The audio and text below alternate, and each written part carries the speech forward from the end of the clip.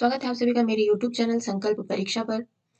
UP constable में आने वाले महत्वपूर्ण प्रश्नों के लिए चैनल को सब्सक्राइब करें, वीडियो को लाइक एंड शेयर करें। चलते हैं आज हिंदी के महत्वपूर्ण प्रश्नों की ओर। पहला क्वेश्चन है, हिंदी भाषा किस लिपि में लिखी जाती है? हिंदी भाषा ऑप्शन नंबर बी देवनागरी लिपि में लिखी जाती है। हमारे भारत के संविधान ने हिंदी भाषा को 14 सितंबर को राजभाषा के रूप में स्वीकृति दी थी, इसलिए इस दिन राष्ट्रीय हिंदी दिवस के रूप में मनाया जाता है और 10 जनवरी को विश्व हिंदी दिवस के रूप में मनाया जाता है। यहाँ से आपके 2 क्वेश्चन और तैयार होते हैं। अगर पूछा जाता है कि गुरुमुखी किस भाषा की लिपि है, तो यह पंजाबी भाषा की लिपि है। रोमन अंग्रेजी भाषा की लिपि है। अरबी उर्दू भाषा की लिपि है। ऑप्शन नंबर बी इसका करेक्ट आंसर है देवनागरी। नेक्स्ट क्वेश्चन, जिस शब्द की उत्पत्ति के बारे में उचित प्रमाण ना हो, वे शब्द क्या कहलाते हैं? तो जिनकी उत्पत्ति का हमें पता नहीं होता, उन शब्दों को हम देशज शब्द कहते हैं, जैसे लोटा, फुनगी, खिचड़ी आदि। तद्भव शब्द हम उन शब्दों को कहते हैं जो तत्सम के विकृतिकरण हो, जैसे अग्नि से बनता है आग, वृक्ष से बना पेड़। तो अग्नि और वृक्ष तत्सम शब्द हैं, संस्कृत के शब्द हैं, जो वैसे के वैसे संस्कृत से लिए गए हैं और इनको बदल दिया गया, तब यह हो गया तद्भव। विदेशज शब्द उन्हें कहते हैं जो दूसरे देश से आए हुए शब्द हों। संकर शब्द वे होते हैं जो 2 भाषाओं से मिलकर बने हों, जैसे कि रेलगाड़ी या रेल प्लस गाड़ी से मिलकर बना है रेलगाड़ी, इसलिए यह संकर शब्द हुआ। ऑप्शन नंबर बी इसका करेक्ट आंसर है देशज। देशज शब्द वे होते हैं जिनकी उत्पत्ति का हमें पता नहीं होता कि वे कहाँ से लिए गए हैं। नेक्स्ट क्वेश्चन, तिकोना शब्द में कौन सा समास है? तिकोना शब्द में द्विक समास है, क्योंकि यह एक संख्यावाची शब्द है। तिकोना मतलब जिसके 3 कोण हैं, जैसे कि चौराहा इसके उदाहरण है, जैसे कि पंचवृक्ष।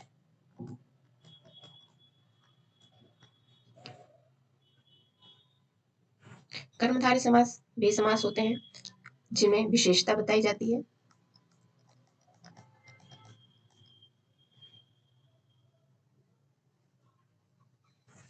नेक्स्ट क्वेश्चन, 2 अथवा 2 से अधिक शब्दों से मिलकर बने हुए नए सार्थक शब्दों को क्या कहते हैं? तो 2 शब्दों से मिलकर बने हुए सार्थक शब्द समास कहलाते हैं। ऑप्शन नंबर ए इसका करेक्ट आंसर है। यदि ये पूछा जाए कि 2 वर्णों से मिलकर बने सार्थक शब्द, तो वह संधि होगा। तो अगर पूछा जाता है कि 2 सार्थक शब्दों से मिलकर सार्थक शब्द क्या बनते हैं, तो समास होगा, और अगर वर्णों से मिलकर पूछा जाए तो उसका आंसर संधि होगा। नेक्स्ट क्वेश्चन, क्वेश्चन नंबर 5, कौन सा प्रत्यय लगाने से मधुर विशेषण भाववाचक संज्ञा में परिवर्तित हो जाएगा? तो मधुर एक प्रकार का विशेषण है, और अगर हम इसको भाववाचक संज्ञा में बदलना चाहते हैं तो क्या इसमें हम त्व लगाएंगे, या ता, तम या पन? तो इसका आंसर होगा ऑप्शन नंबर बी ता, क्योंकि मधुरता एक भाववाचक संज्ञा है। भाववाचक संज्ञा होता है जिसमें भाव के बारे में हमें पता चलता है। प्रत्यय शब्दांश वे शब्दांश होते हैं जो शब्दों के पीछे लगते हैं। ये मधुर शब्द के पीछे ता जो लगा है यह प्रत्यय कहलाता है। ऑप्शन नंबर बी इसका करेक्ट आंसर है। नेक्स्ट क्वेश्चन, अध्यापक शब्द में संज्ञा है। क्या अध्यापक शब्द में व्यक्तिवाचक संज्ञा है, या जातिवाचक, द्रव्यवाचक, या इनमें से कोई नहीं। अध्यापक शब्द एक जातिवाचक संज्ञा है क्योंकि इसमें एक अध्यापक पूरी अध्यापकों के बारे में बात हो रही है, किसी एक व्यक्ति विशेष के बारे में बात नहीं हुई। अगर कहा जाता है कि किसी एक का नाम लिखा होता, मान लीजिए पूजा, टीचर, या किसी के भी नाम, अगर नाम नहीं बोला गया तो वो व्यक्तिवाचक संज्ञा नहीं हो सकता। जैसे कि सिपाही, सिपाही भी एक जातिवाचक संज्ञा है क्योंकि वह एक सिपाही, सभी सिपाहियों के बारे में बात हो रही है, किसी एक स्पेसिफिक सिपाही के बारे में बात नहीं हो रही है। पर्वत, नदी, यह सब जातिवाचक संज्ञा में आते हैं। अगर कहा जाता है कि हिमालय, तो यह व्यक्तिवाचक संज्ञा होगा। लेकिन पर्वत, यह जातिवाचक संज्ञा होगा क्योंकि बहुत सारे पर्वत हैं, लेकिन हिमालय पर्वत एक ही है, इसलिए यह व्यक्तिवाचक संज्ञा होगा। ऑप्शन नंबर बी इसका करेक्ट आंसर है, अध्यापक एक जातिवाचक संज्ञा है। नेक्स्ट क्वेश्चन, नीलांबर शब्द में कौन सा समास है? नीलांबर का अगर हम विच्छेद करते हैं, सबसे पहले समास पता करने के लिए हमें उस शब्द का विच्छेद कर लेना चाहिए।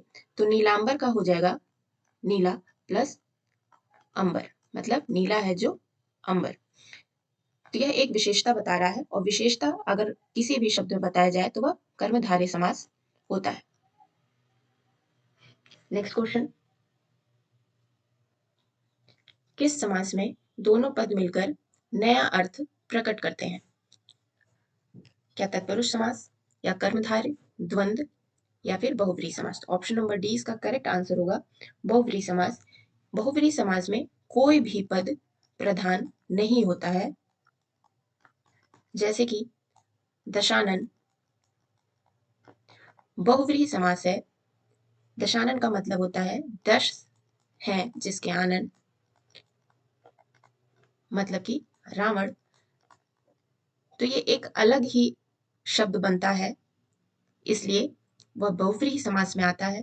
तो इसमें दोनों ही पद प्रधान नहीं है, इसलिए यह बहुव्रीहि समास है। नेक्स्ट क्वेश्चन, श्री गणेश का विलोम शब्द क्या है? श्री गणेश का विलोम इतिश्री होता है। ऑप्शन नंबर बी इसका करेक्ट आंसर है। इसी प्रकार से अथ का विलोम इति होता है। बहुत ही इंपॉर्टेंट विलोम है जो परीक्षा में आ सकता है, बहुत ट्रेंड में है ये क्वेश्चन, इसलिए आप इसे जरूर याद करें। अगर आपको मेरी वीडियो पसंद आ रही है तो प्लीज चैनल को लाइक, शेयर एंड सब्सक्राइब जरूर करें। बढ़ते हैं नेक्स्ट क्वेश्चन की तरफ। क्वेश्चन नंबर 10, वर्ण ई का उच्चारण किससे होता है? वर्ण ई का उच्चारण ऑप्शन नंबर सी तालव्य से होता है। तालव्य से उच्चारित जो वर्ण है वे या ई और च वर्ग के सभी शब्द हैं। तो ई का उच्चारण तालव्य से होता है। च वर्ग में आते हैं च, छ, ज, झ, इया। नेक्स्ट वीडियो में मैं वर्णमाला के बारे में डिटेल वीडियो बनाऊंगी। बढ़ते हैं नेक्स्ट क्वेश्चन पे। समास का शाब्दिक अर्थ होता है, समास का शाब्दिक अर्थ होता है संक्षेप। ऑप्शन नंबर डी इसका करेक्ट आंसर है, और इसका समास का विलोम होता है व्यास। इसे भी याद करें आप। और समास का अर्थ होता है शब्दों का योग।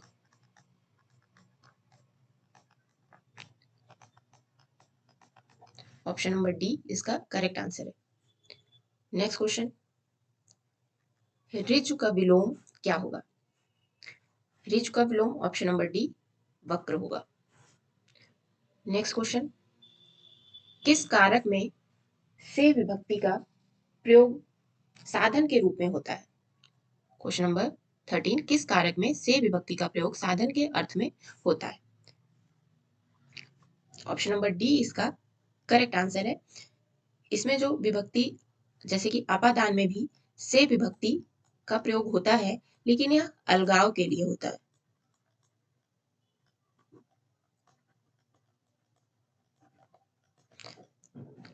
और करण से भी से विभक्ति का ही प्रयोग होता है, परंतु यह साधन के रूप में होता है। जैसे कि पूजा चाकू से फल काटती है, तो इस वाक्य में से करण है। और यदि कहता है कि गंगा हिमालय से निकलती है, तो क्योंकि गंगा हिमालय से अलग हो रही है इसलिए यहाँ पे से विभक्ति का प्रयोग होगा। कर्ता की विभक्ति ने है, संप्रदान की विभक्ति के होता है, या फिर दान के लिए।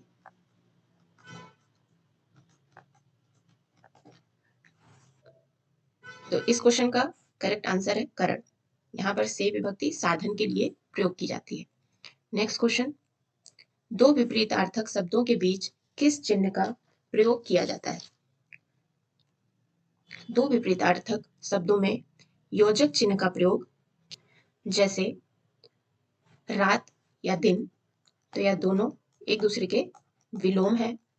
माता और पिता, यह जो चिन्ह है इसे हम योजक चिन्ह कहते हैं। ऑप्शन नंबर ए इसका करेक्ट आंसर है। नेक्स्ट क्वेश्चन, कन्यादान में कौन सा समास है? तो कन्यादान में हमारा तत्पुरुष समास होगा, क्योंकि कन्यादान का मतलब होता है कन्या का दान, और तत्पुरुष समास में विभक्तियों का प्रयोग होता है और का एक विभक्ति है, यहाँ पे इसलिए द्विग समास होगा। ऑप्शन नंबर ए इसका करेक्ट आंसर है। अगर आपको वीडियो पसंद आ रही है तो प्लीज चैनल को सब्सक्राइब जरूर करें। यूपी कांस्टेबल की परीक्षा में जितने भी महत्वपूर्ण प्रश्न हैं उन पर मैं वीडियो बना रही हूँ। प्लीज चैनल को लाइक और शेयर जरूर करें, चैनल को सब्सक्राइब जरूर करें, जिससे मेरी नेक्स्ट वीडियो आप तक जरूर पहुंचे और आप अच्छे से रिवीजन करके अपनी परीक्षा के लिए तैयारी कर सकें। धन्यवाद।